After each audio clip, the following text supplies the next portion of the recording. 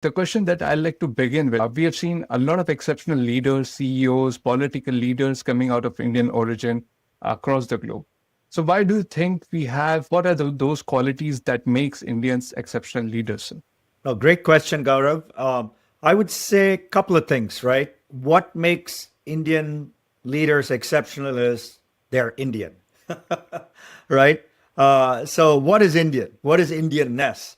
It's the 5,000 years of heritage of our civilization, our community, our society.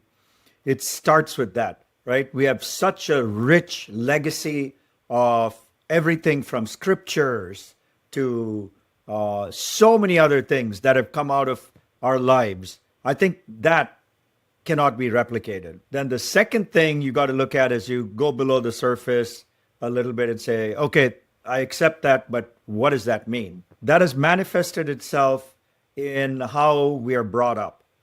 So if you look, you and I were both brought up in India. So the first thing was education, right?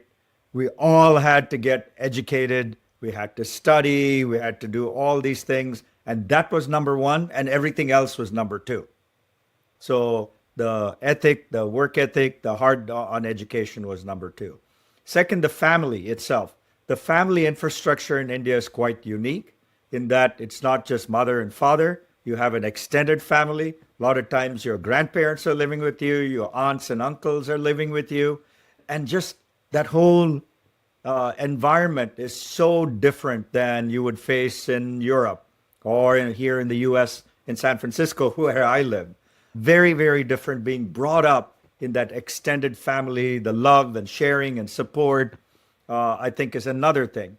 The third thing is, you live in Europe, I live in the United States.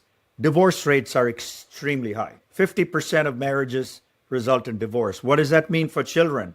They live in an unstable environment. They live with one parent for some of the time, another parent, they don't know what's going on. There's all kinds of fights and issues, whereas we're protected a lot from that. I'm not saying every Indian marriage is happy. The fact that they're living together, coexisting, making peace, I think is another part of it. And so you combine all this, and then the Indian system itself. The Indian system, much like our religion and scriptures and everything, is not black and white. There's a lot of gray. So the Indian laws and rules are the same way. Is it legal? Is it not legal? What certificates do I need? So the ambiguity of the Indian system is another reason why we're successful. Because when we bring all this and come to another country, we're well equipped because we have read a lot, we've studied hard, our family has given us a lot, and then finally we know how to deal with uncertainty. Today's world, as you know, right now is so uncertain. Tariffs, immigration issues. I mean, when you're a leader, you're facing all these in your company or organization. How do you deal with it? It's that dealing with that gray area, the uncertainty. We're well equipped in India, right?